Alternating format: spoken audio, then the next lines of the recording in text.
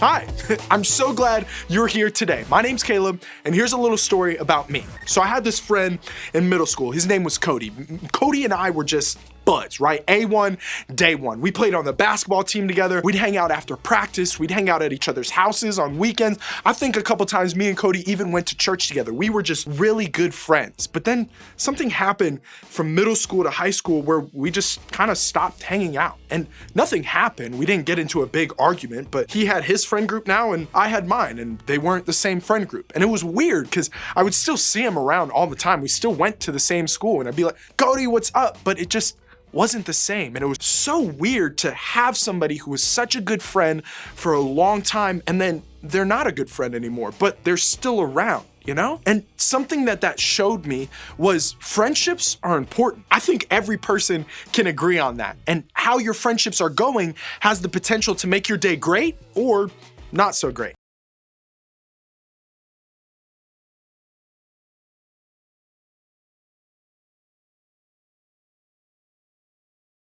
Here's what I mean.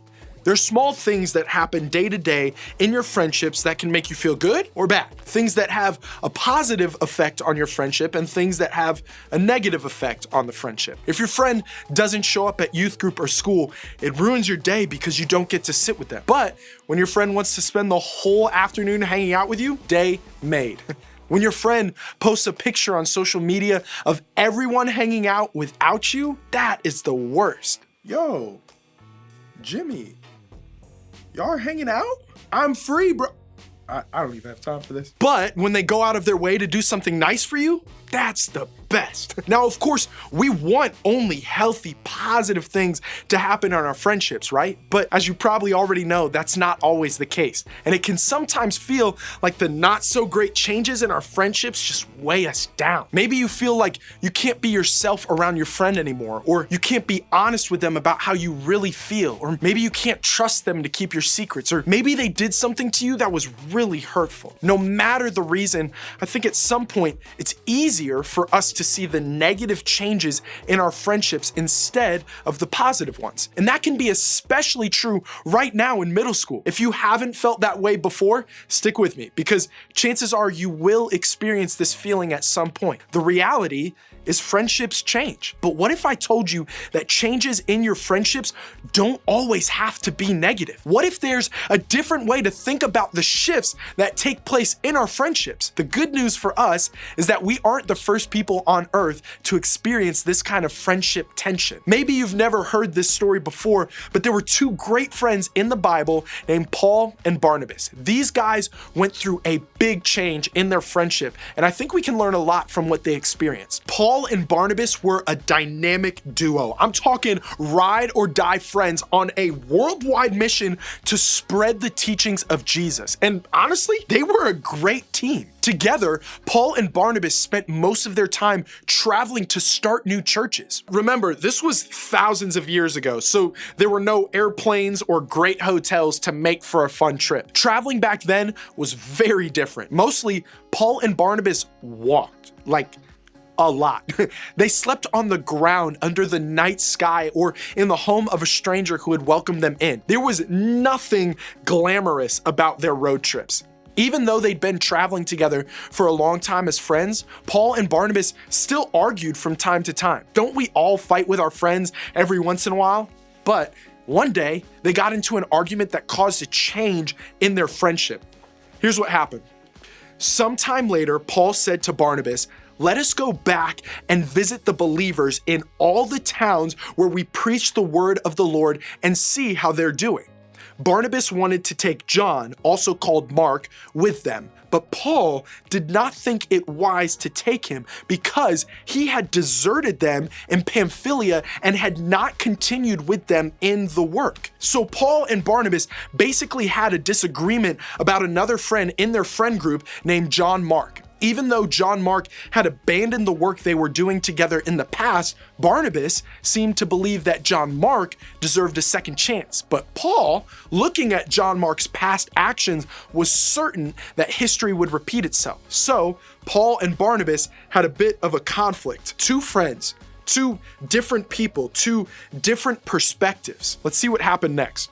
They had such a sharp disagreement that they parted company. Barnabas took Mark and sailed for Cyprus, but Paul chose Silas and left, commended by the believers to the grace of the Lord. Did you see that one coming? Paul and Barnabas got into such a bad argument that they decided to go their separate ways.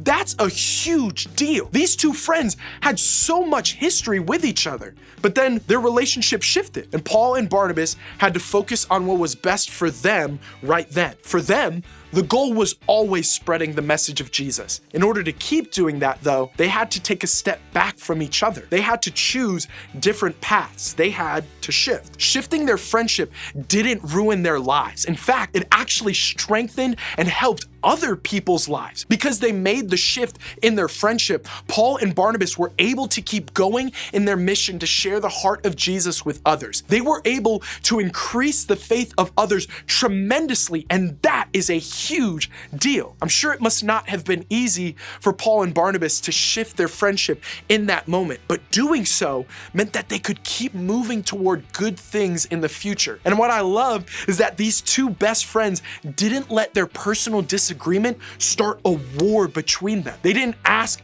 their friends to take sides. They didn't throw shade. They didn't try to damage each other's mission or reputation along the way. Instead, they simply stepped back and moved on.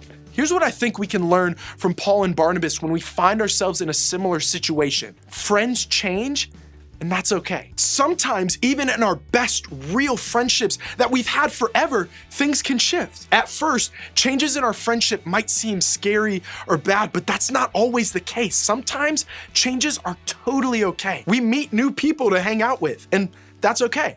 We become interested in different things, and that's also okay. We experience new things separately for the first time, and that's okay. We've added new friends to the group, and it has made things kind of different. That's okay too. See, changes in our friendships don't always have to be negative. I mean, they can be depending on the situation.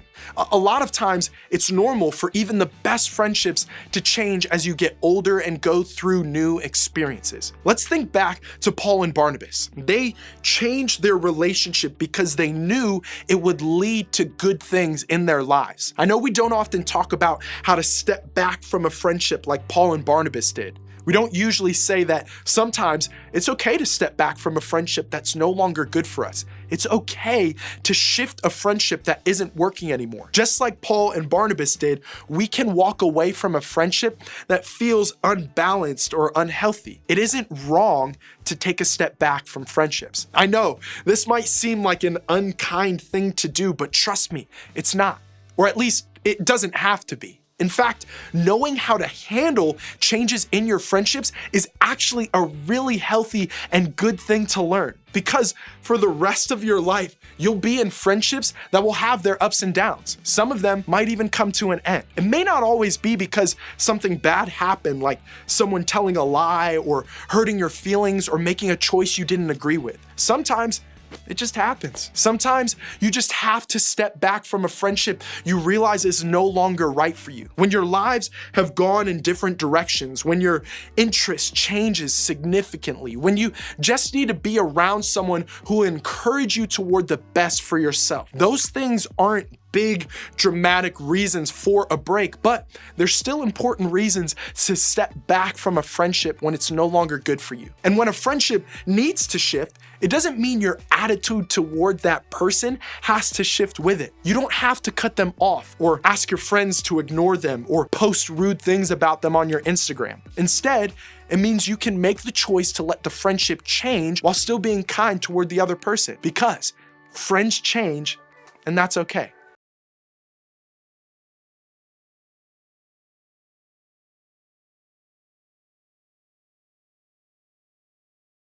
I know this may not be easy for some of you. Changes in our friendships can be hard for all of us at times, but remember, those changes in your friendships don't have to mean bad things. Sometimes a change is necessary in order for you and your friend to live your best lives. Sometimes you need to take a step back from a friendship that is no longer good for you to take a step toward what is good for you. And that good for you part is huge. I'm not telling you to step back from friendships just because you have one fight or rough patch in your friendship. I'm telling you to step back or make a change when you know the friendship isn't good for you. So, what do we do with this?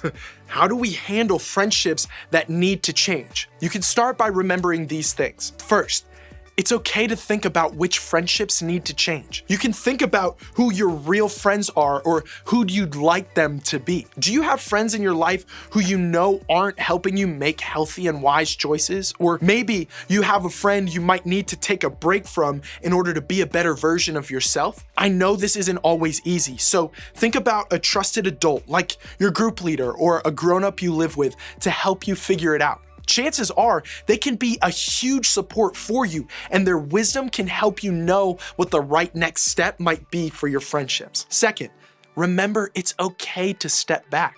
If you realize you need to make a change in one of your friendships, that's okay. Remember, just because the friendship has to change doesn't mean it has to end. Maybe the shift in your friendship simply means you spend less time with that person. Sure, they can sit with you at lunch or come to your birthday party or hang out in your large friend group, but maybe having them spend the night at your house or sharing personal secrets or asking for their advice isn't a good idea anymore. Or maybe you're in a situation where a bigger shift needs to happen. Maybe you need to have an honest conversation with a friend about how you feel. The wisdom of that trusted adult in your life can help you navigate a conversation like that. Remember, the shift doesn't mean they're a bad person.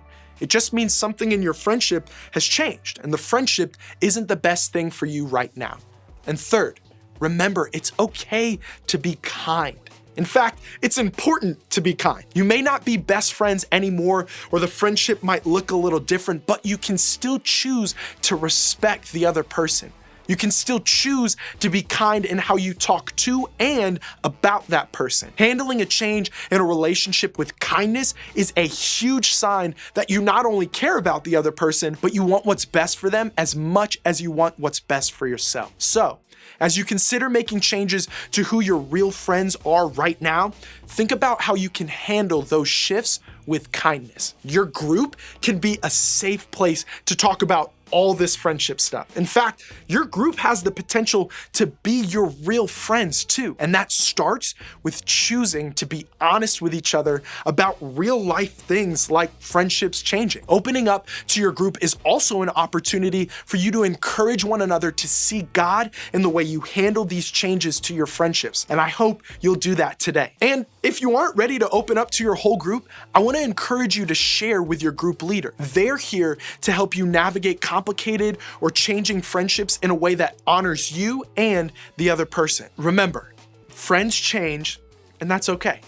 My hope today is that you'll have the courage to let your friendships change when they need to. Because when you do, you're making a decision to move toward what's good and healthy for your life right now.